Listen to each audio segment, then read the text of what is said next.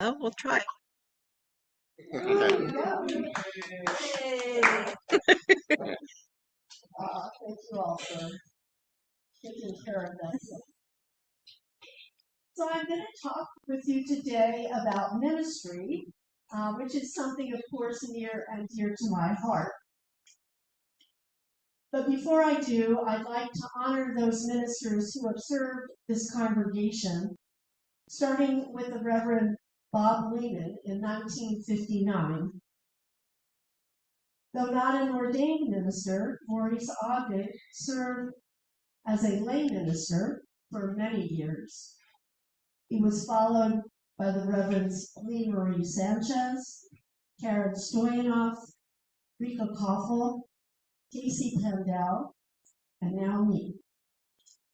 This congregation has also served as a teaching congregation for Reverends Jason Cook and Raina Hamry, our own affiliated community minister, who is today preaching at Santa Clarita. So let me explain to you my philosophy of ministry. Some would say that religious ministry refers to the act of serving God. Of course, that can mean many things to different people. But in my view, ministry, even religious ministry, needs a broader definition. I think it needs to cover a lot more ground. Just this past week, on May 12th, I celebrated the 25th anniversary of my ordination into the Unitarian Universalist ministry.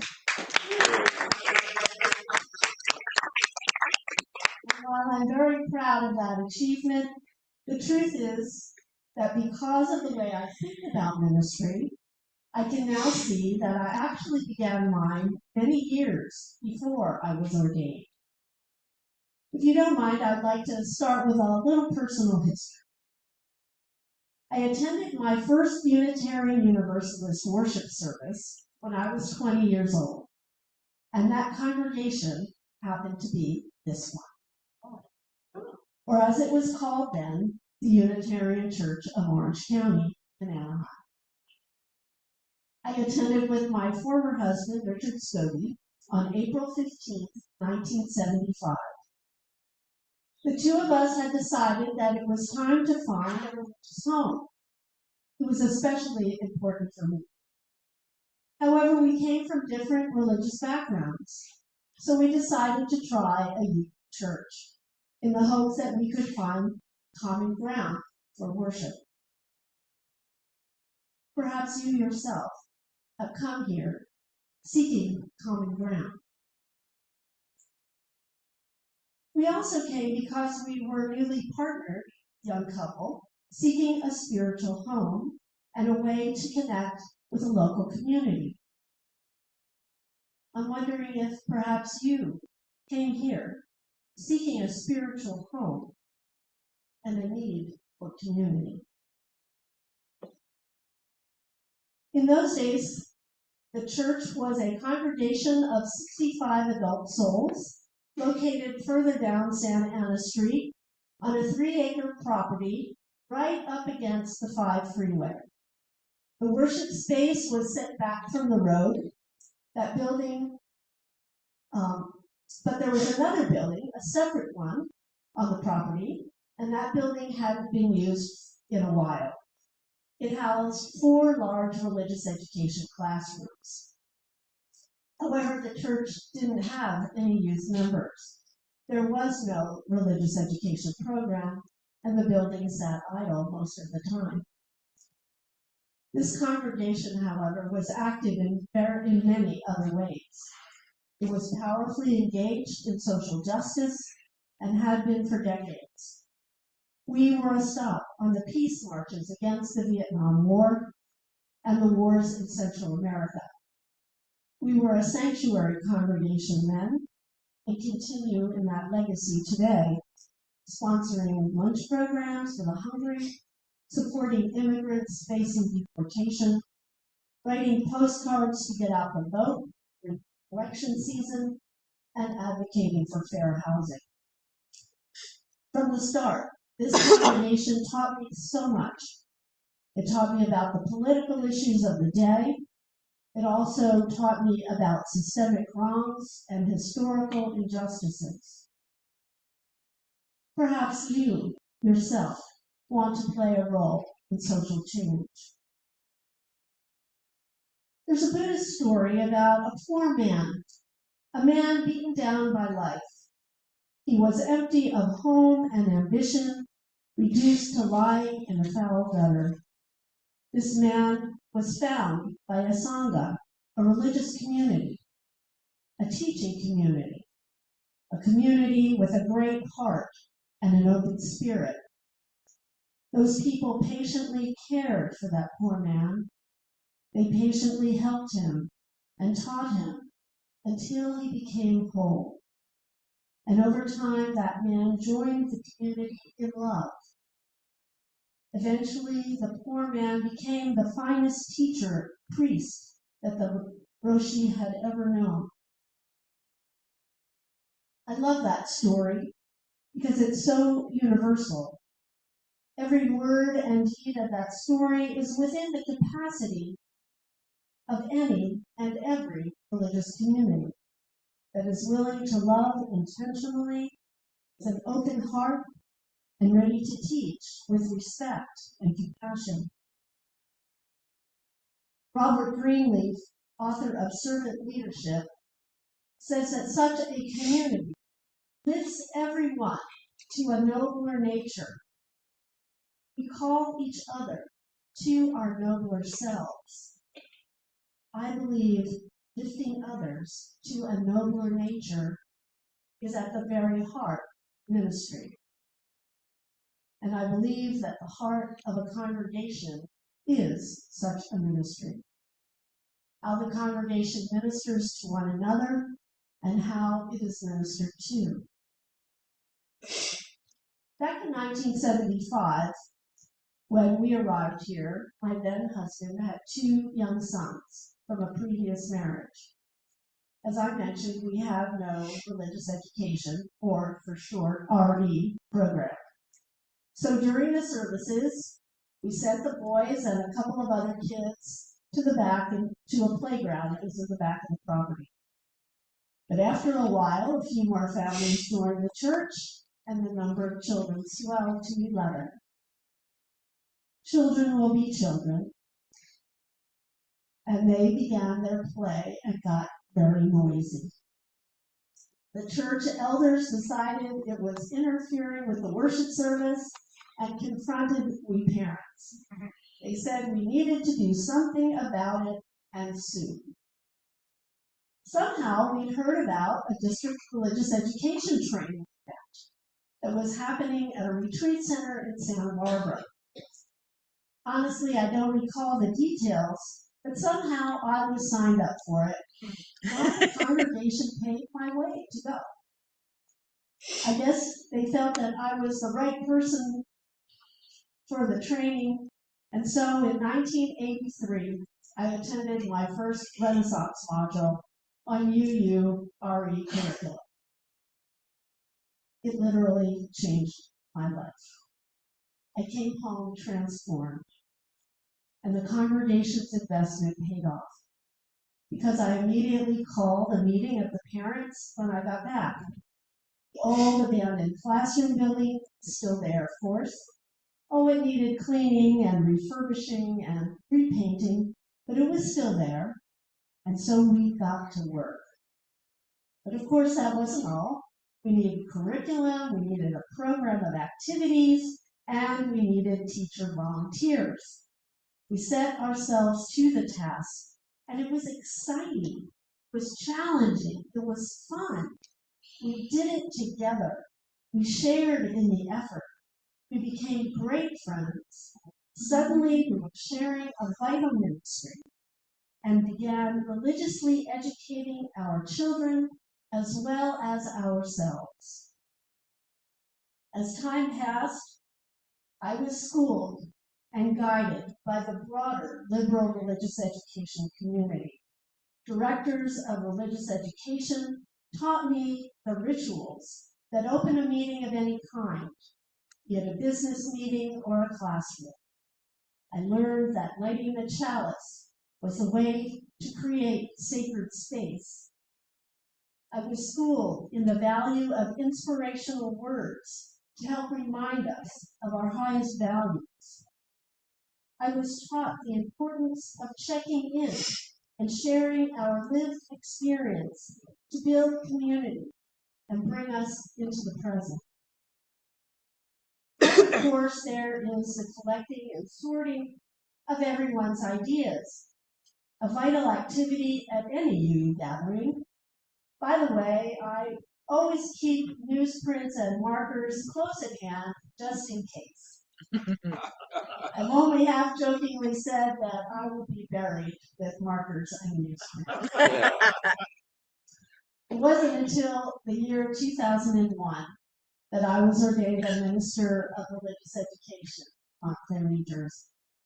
But by that point, I'd already been working as a professional religious educator for more than a decade, serving as a director of religious education at Orange Coast and in Santa Monica, where I also did my internship, at the end of which they gifted me this robe that I'm wearing for you today. Yeah, I've done this work with preschoolers and grade schoolers, with middle schoolers and high schoolers, bringing young people along until they were confident to choose their own sacred words, to create their own covenants, and to love and support each other through life's joys and challenges. And I've blessed babies and child dedication ceremonies, presided over coming-of-age programs where teens explore their spirituality and their relationship to the church, officiated at weddings, straight and gay. I've been at the bedside when someone received a hard diagnosis, and I've held the greeting at celebrations of life. That has been such a sacred and rewarding part of my ministry and my career. And yet the truth is that the majority of my ministry has been working with small groups. Because I've spent so much time sharing and collaborating with religious education volunteers, that led to getting deeply and broadly involved with all kinds of small groups and leadership development programs. Over the years, I've found that my ministry, you might say my calling, is to hold a sacred space for healing and transformation for people like you, to provide a moment for opening and listening, to help you, to help all of us explore our own spirits, to find or expand a vision for our lives and the life of the community, a space where we can work together to bring a shared vision of the beloved community into reality. In the book Church Works, Ann Heller writes, "As members of a religious community, we are bound to one another in faith. We serve one another in our community, and so all become ministers." We all become ministers, a shared ministry. I would say an enthusiastic yes to that. But I would also add that I believe such a shared ministry can draw people into deeper, more reverent, more loving relationships with one another and the world. Religious educators like myself have advocated for this concept and approach to ministry, and it is now widespread among youth congregations. For example, in our opening words, we heard what the prominent youth theologian, Reverend Gordon McKeenan, wrote, as he said, "Ministry is the quality of relationships between and among human beings that beckons forth hidden possibilities." What does this congregation beckon forth from you? Here's what Gail Webb, a member of the Committee on Ministry at a mid-sized UU church in Texas, says. She says, shared ministry is when the minister, the lay leadership, and the congregational volunteers work collaboratively, in covenant, with mutual trust and support toward a common vision, a set of goals, and a legacy of this progressive faith for the congregation and the community at large. End quote.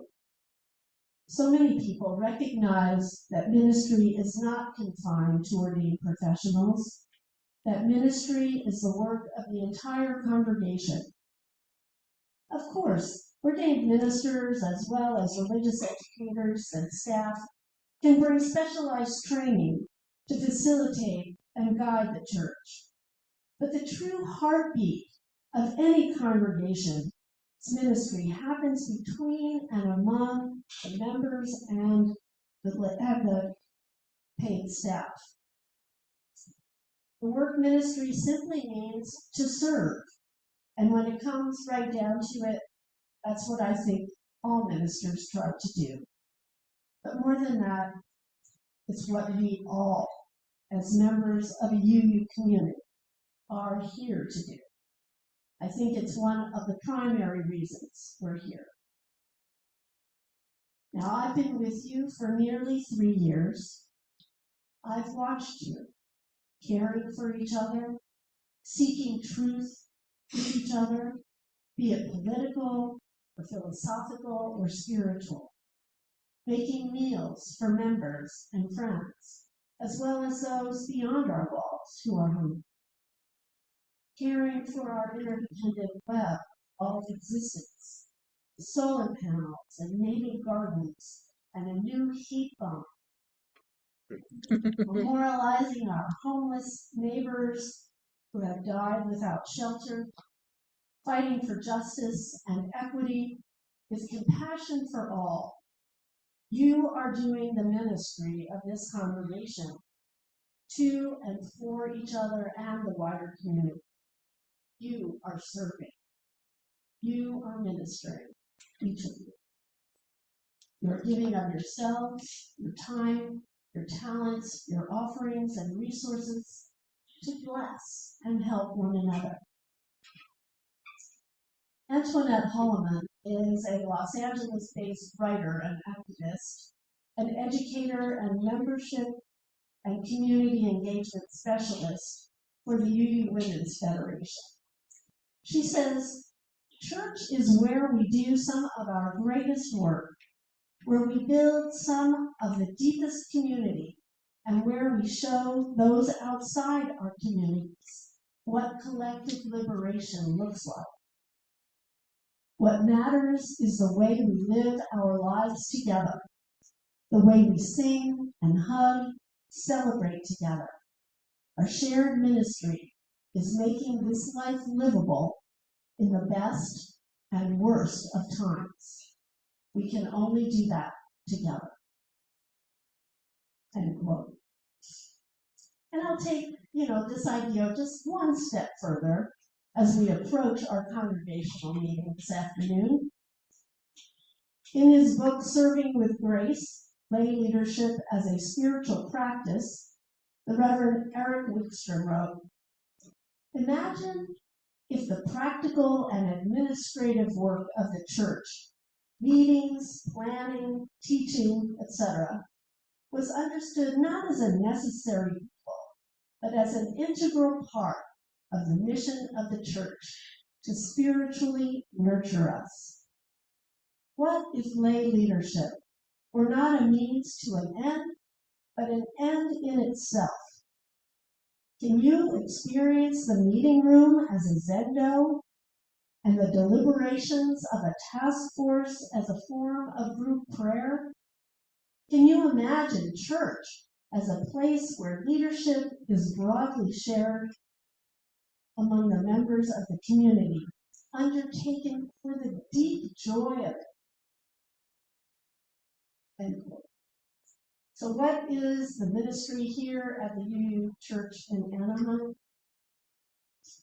To find the wounded and the brokenhearted, to free our spirits, even more, to joyfully strengthen our spirits so that we can continue the work week by week of healing each other and the world, to shore each other up. Let us continue to do our best, to feed the hungry, to clothe the naked, to ensure shelter, to heal the planet, and to help each other support each other while we do it. Truly, that is ministry. Yours, mine, and ours. Amen.